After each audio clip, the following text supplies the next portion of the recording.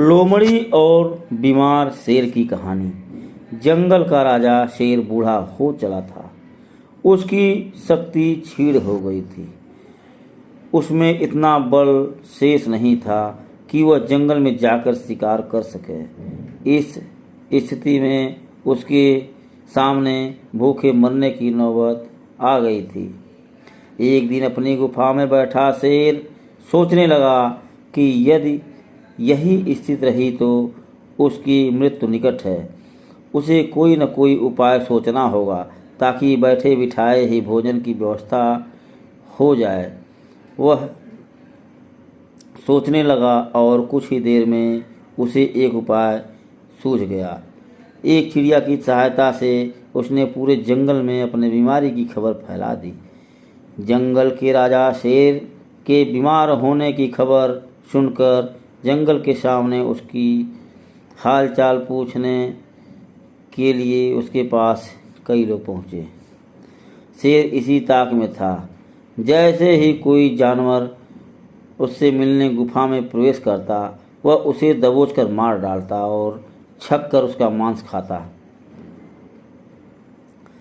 हर दिन कोई न कोई जानवर उसे देखने आता रहता और शेर को गुफाओं में ही शिकार हाथ लग जाता। उसके दिन बड़े आराम से गुजरने लगे। अब उसे भोजन के लिए जंगल में भटकने की आवश्यकता नहीं थी। बिना मेहनत के उसे अपनी गुफाओं में भर पेट भोजन मिलने लगा। कुछ ही देर में वह अच्छा मोटा हो गया। कुछ ही दिनों में वह अच्छा मोटा ताज़ा हो गया। एक सुबह एक लोमड़ी उसे देखने आई। लोमड़ी चालाक थी। वह गुफा के अंदर नहीं गई बल्कि गुफा के द्वार पर खड़ी हो गई। वहीं से उसने शेर से पूछा, वनराज, आपकी तबीयत कैसी है? क्या अब आप अच्छा महसूस कर रहे हैं?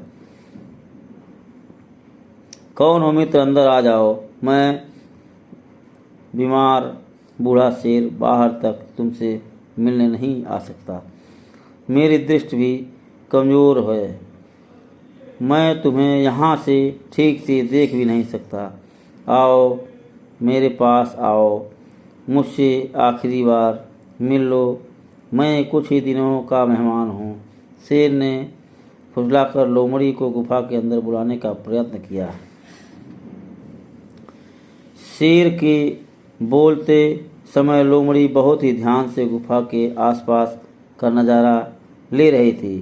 शेर की बात खत्म होते ही वह बोली, वनराज, मुझे क्षमा करें।